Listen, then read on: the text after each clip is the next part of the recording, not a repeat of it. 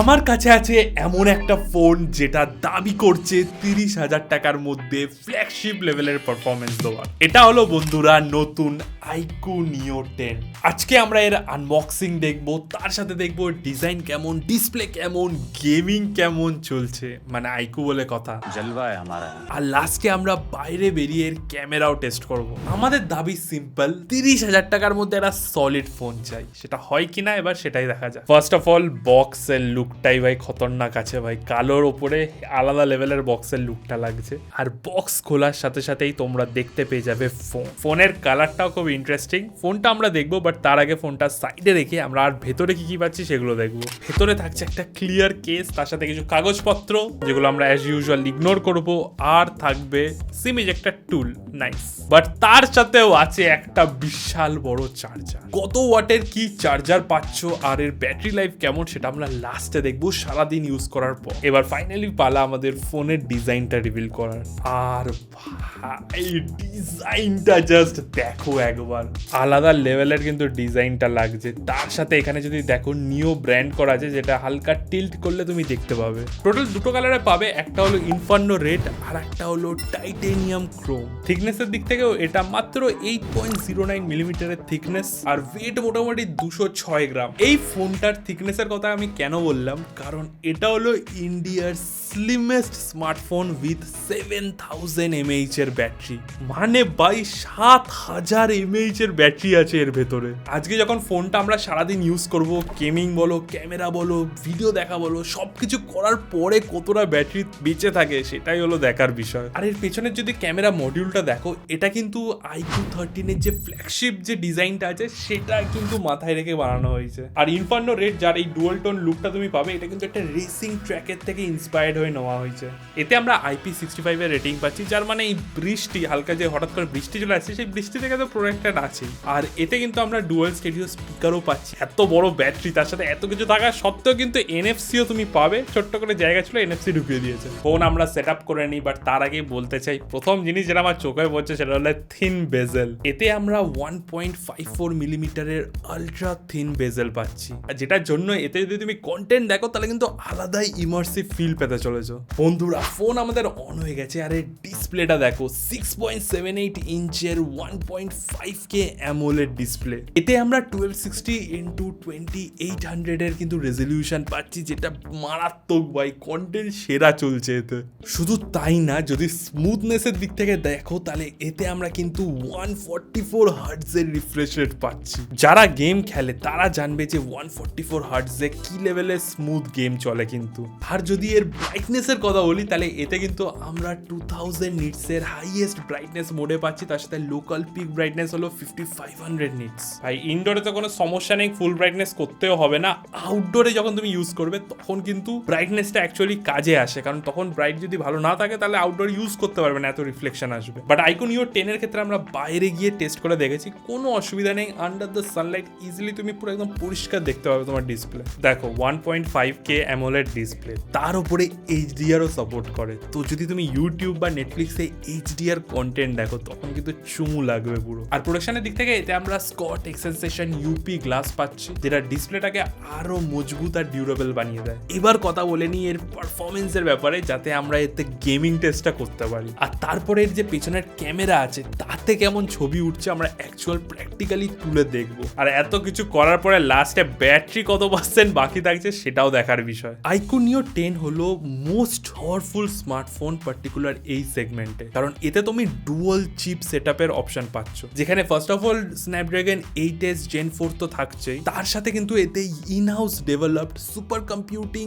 Q1 চিপও থাকবে। এটা হলো ইন্ডিয়ার ফার্স্ট ফোন যেটা হলো powered by Snapdragon 8S Gen 4 আর built on advanced TSMC 4 nanometre process. বেঞ্চমার্কসে যদি কথা বলি, এই ফোনটা স্কোর করেছে 2.42 মিলিয়ন AnTuTu স্কোর। যদি আমি এর প্রসেসরটা স্ন্যাপড্রাগন 8S Gen 3 এর সাথে কম্পেয়ার করি, তাহলে CPU পারফরমেন্স অ্যারাউন্ড 31% বুস্ট পেয়েছে, এর GPU পারফরমেন্স অ্যারাউন্ড 49%, আর এর AI পারফরমেন্স বেড়েছে অ্যারাউন্ড 44%। আর GPU দিক থেকে স্ন্যাপড্রাগন 8 Elite সিরিজের যে GPU ইউজার, সেম গ্রেডের GPU কিন্তু এখানেও আমরা পাচ্ছি। র্যামের দিক থেকে এতে আমরা LPDDR5X আলট্রা র্যাম পাচ্ছি, পাচ্ছি, যেটা অনেক ফ্ল্যাগশিপ সিরিজের ফোন যেখানে LPDDR5X এর র্যাম হয় তার থেকেও বেটার পারফরমেন্স দেবে। এতে ডিফারেন্ট ভেরিয়েন্টস আছে, যার মধ্যে তুমি UFS 4.1 আর UFS 3.1 এর কিন্তু তুমি সাপোর্ট পাবে। দেখো টোটাল 16GB অফ র্যাম তো আছে, তার সাথে আরো 16GB এক্সটেন্ডেড র্যামের অপশন পাবে, যার সাহায্যে তোমার অ্যাপ লোডিং স্পিড বলো বা মাল্টিপল অ্যাপস একসাথে খোলা হোক সব কিছুতেই কিন্তু অনেক বেশি ফাস্ট হয়ে যাবে।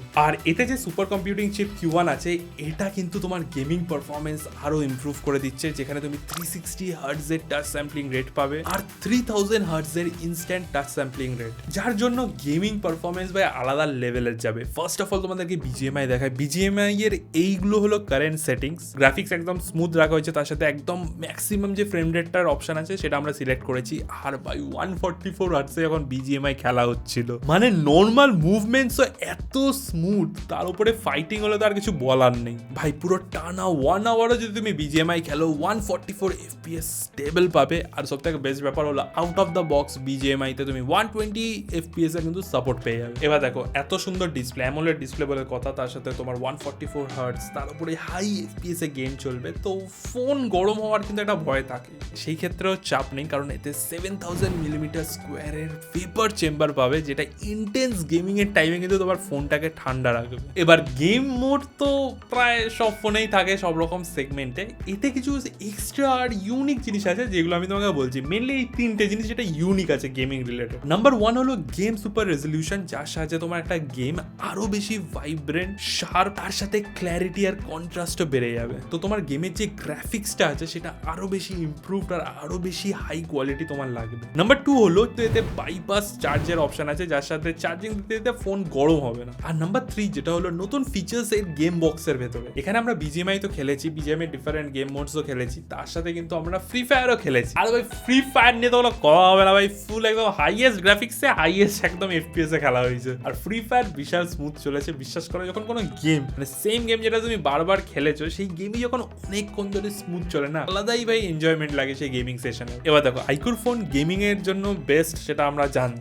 এর ক্যামেরাটা কতটা ভালো, এর অ্যাকচুয়াল ছবি কেমন উঠছে সেটাও আমরা টেস্ট করে দেখেছি। বাট তার আগে বলতে চাই তোমরা পেছনে পাচ্ছটা কি কি। iQOO Neo 10 এ আমরা দুটো মেন ক্যামেরা পাচ্ছি, যার মধ্যে একটা হলো 50 মেগাপিক্সেলের মেন সোনির camera with optical image stabilisation, আর একটা হলো 8 মেগাপিক্সেলের আলট্রা ওয়াইড লেন্স। আমরা আউটডোরে ডিফারেন্ট ছবি তুলেছি, এর মেন ক্যামেরা হোক বা আলট্রা ওয়াইড ছবি বলো, দু রকমই আমরা তুলে দেখেছি। আর কোয়ালিটি কিন্তু ভাই ভালো আছে। আর কেনই বা থাকবে না, কারণ এটাই ভাই ভিভোর যে নাইস ক্যামেরা অ্যালগোরিদম আছে সেটা কিন্তু ইউজ হয়ে তোমার ছবির ডিটেলস বলো, কালার্স বলো আরো বেটার করে দিচ্ছে। অলসো এতে 1x আর 2x এর কিন্তু পোর্ট্রেট শটসও সাপোর্ট করে, যেটা সাহায্যে তুমি ন্যাচারাল আর খুব ফোকাসড কিন্তু ডিফারেন্ট শটস নিতে পারবে, যেখানে ব্যাকগ্রাউন্ড পুরো ব্লার থাকবে। আর বন্ধুরা ভিডিওর দিক থেকে বলতে চাই, এতে কিন্তু আমরা 4K এর অপশন পাচ্ছি, তার সাথে wait for it 4K 60 FPS ও তুমি রেকর্ড করতে পারবে। যদি এখনো ইমপ্রেসড না হয়ে থাকো, বলতে চাই ব্যাক ক্যামেরা তার সাথে ফ্রন্ট ক্যামেরা দুটোতেই 4K 60 FPS এ রেকর্ড করতে পারবে। ভাই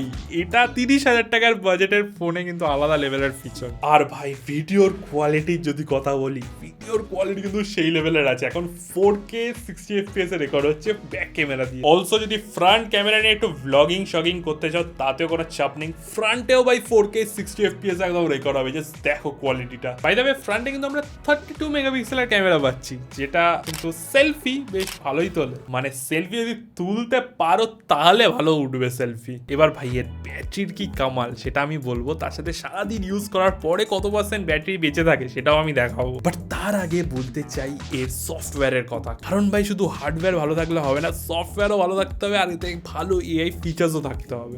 সফটওয়্যারের দিক থেকে চাপ নেই, কারণ এতে আমরা FunTouch OS 15 পাচ্ছি, যেটা বেসড অন Android 15, যেটা তোমাকে 3 ইয়ার্সের অ্যান্ড্রয়েড আপডেটস আর 4 ইয়ার্সের সিকিউরিটি আপডেটস প্রমিস করছে। আর এর স্মুথ এক্সপিরিয়েন্স অপটিমাইজ করা হয়েছে আপ টু 60 মান্থসের জন্য। 60 মান্থস, যার মানে হলো 60 মাস পুরো আরামসে মাখন চলবে তোমার ফোন। অলসো এতে সব রকম AI এর লেটেস্ট ফিচার্স পেয়ে যাবে, যেমন কি লাইভ কাট আউট, যেখানে তুমি সাবজেক্টকে আইসোলেট করতে পারবে তোমার ব্যাকগ্রাউন্ডের থেকে। থাকবে নিউ ইরেজ মোড, যেটাকে ইমপ্রুভ করা হয়েছে আরো অ্যাকিউরেটলি একটা ফ্রেম থেকে মানুষ ট্যাগসদের ইরেজ করার জন্য, লাইভ টেক্সট আছে যার সাহায্যে একটা ছবি থেকে যে কোনো টেক্সট তুমি এক্সট্রাক্ট করে নিতে পারবে, এআই কল ট্রান্সলেশন আছে যার সাহায্যে তুমি রিয়েল টাইম কিন্তু যে কোনো ল্যাঙ্গুয়েজের কল তুমি ট্রান্সলেট করে নিতে পারবে, সার্কেল টু সার্চ যার সাহায্যে তুমি যে কোনো অবজেক্ট সার্কেল করে গুগলে সার্চ করতে পারবে। এটা তো থাকা দরকারি। আর একটা ইউনিক এআই ফিচার যেটা হলো এআই ইমেজ এক্সপ্যান্ডার, যার মানে একটা ইমেজ যদি তুমি ক্যাপচার করো আর যেটা একটু লিমিটেড সাইজের থাকে সেটাকে আরো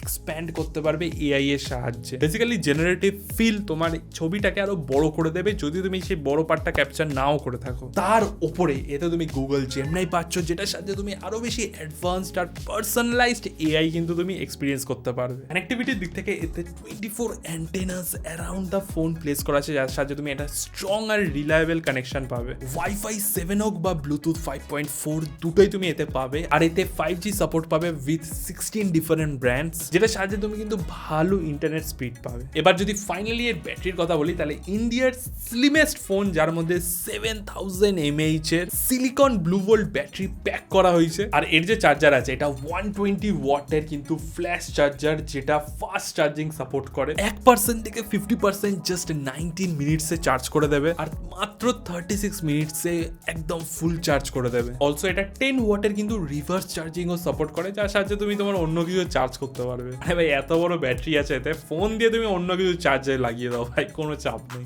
এর যে ব্যাটারিটা আছে সেটা কতটা বড় সেটা তোমাকে পার্সপেক্টিভ দেওয়ার জন্য বলতে চাই। এতে তুমি 10 আওয়ার্স অফ বিজিএমআই খেলতে পারবে এট 90 FPS হাইয়েস্ট গ্রাফিক্স, 7.8 আওয়ার্সের কন্টিনিউয়াস 4K রেকর্ডিং করতে পারবে। এবার যদি রিয়েল সিনারিওর কথা বলি তাহলে ফুল 24 আওয়ার্স তুমি ইউজ করতে পারবে with around 8 hours off screen time just 54% ব্যাটারিতে। ভাই এই ফোনটার ইউনিক ডিজাইন, ভালো ব্যাটারি, স্মুথ আর সুন্দর ডিসপ্লে, তার সাথে পাওয়ারফুল পারফরমেন্স আর গেমিং এর তো কোনো কথাই হবে না। এই সব কিছু তুমি পাচ্ছ অ্যারাউন্ড 30,000 প্রাইস সেগমেন্টে, যেটা ভাই আলাদা লেভেলের আমার পার্সোনালি মনে হয়। 26 মেতে iQOO Neo 10 লঞ্চ হচ্ছে অ্যামাজন আর iQOO অফিসিয়াল ওয়েবসাইটে, যেই দুটোরই লিঙ্ক আমি ডেসক্রিপশনে দিয়ে দেবো। ফোনটা তোমার কেমন লাগলো আমাকে জানিও। আর আজকে ভিডিও এতটাই, দেখা হচ্ছে পরের ভিডিওতে।